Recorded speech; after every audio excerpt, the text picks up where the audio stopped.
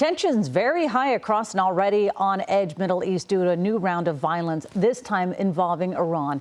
That country fired missiles into Israel, sending people scurrying into shelters. The United States calling today's attack a severe escalation. Eyewitness News reporter Rob Hayes is following the breaking details and joins us now. Rob? Yeah, today's attacks are another step toward a larger regional conflict. Iran and Israel have two of the strongest militaries in the Middle East, and now the world is waiting to see how Israel responds to the waves of missiles that Iran launched at them.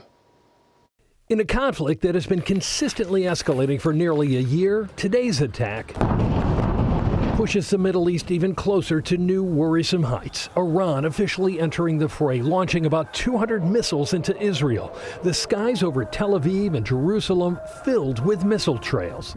It's unknown if the explosions heard throughout the areas were from missiles landing or being struck by interceptor missiles. But despite the size of the missile foray, Israel is not reporting any deaths. In short, based on what we know at this point, this attack appears to have been defeated and ineffective. The U.S. condemning the attacks and using Navy destroyers in the region to take out some of the missiles headed to Israel. We were prepared, and we were able to successfully work alongside Israel to defend them from this attack. The attack, though, not limited to the skies. At least 6 people were killed when 2 gunmen started shooting on a train in Tel Aviv. Several others were injured before the 2 men were shot and killed by security forces. Some political scholars downplaying Iran's attacks, though, calling them less of an escalation and more of a tit-for-tat response, coming just days after Israel killed the leader of Hezbollah in Beirut, and one day after it launched an invasion into Lebanon.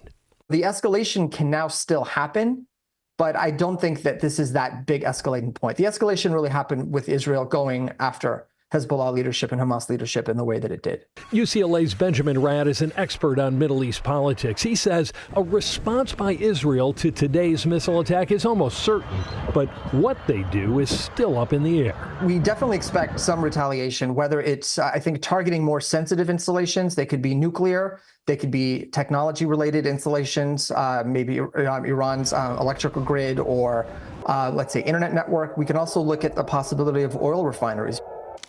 The U.S. had also said there would be consequences if Iran attacked Israel. And while no specific actions were released, the U.S. already has about 40,000 troops in the region, with several thousand more on the way.